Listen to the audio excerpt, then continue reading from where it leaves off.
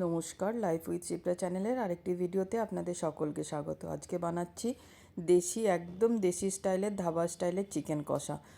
ছোটোখাটো দোকানে যেরকম চিকেন কষা পাওয়া যায় সেরকম। তার জন্য কড়াইয়ে তেল নিয়ে একটু চিনি দিয়ে দিয়েছি।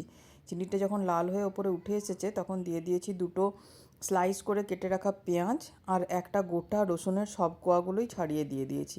এবার পেঁয়াজটা রসুনটা ভালো করে বাদামি করে ভাজতে হবে।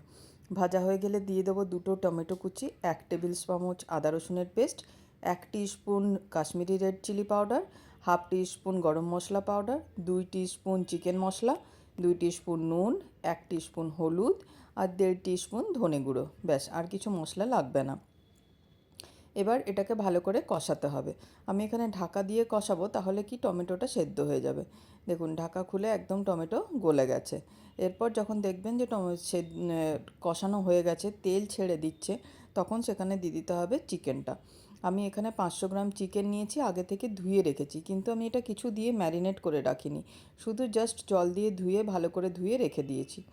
এবার চিকেনটা দেওয়ার পর খুব ভালো করে কষাতে হবে।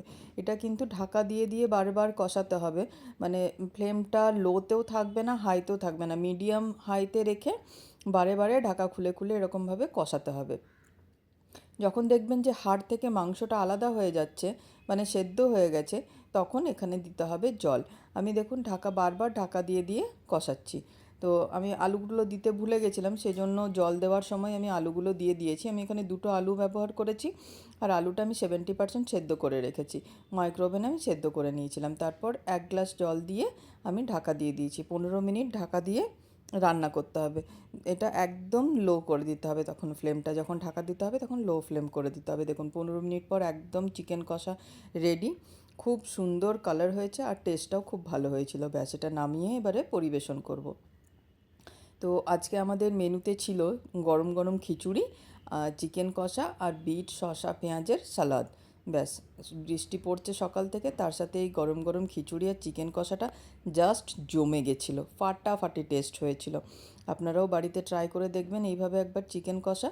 তো আপনাদের যদি আমার রেসিপিটা ভালো লেগে থাকে, আমার ভিডিও ভালো লেগে থাকে, তাহলে অবশ্যই আমার চ্যানেলটা সাবস্ক্রাইব করে দেবেন।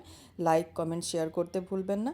আর যদি আপনারা ফেসবুক থেকে দেখছেন, তাহলে আমার ফেসবুক পেজটা অবশ্যই অবশ্যই সাবস্ক্রাইব করে দেবেন। একদম ভুলবেন না কিন্তু সাবস্ক্রাইব করতে। দেখা হবে পরের আরেকটা ভিডিওতে। ততক্ষণের জন্য আপনাদের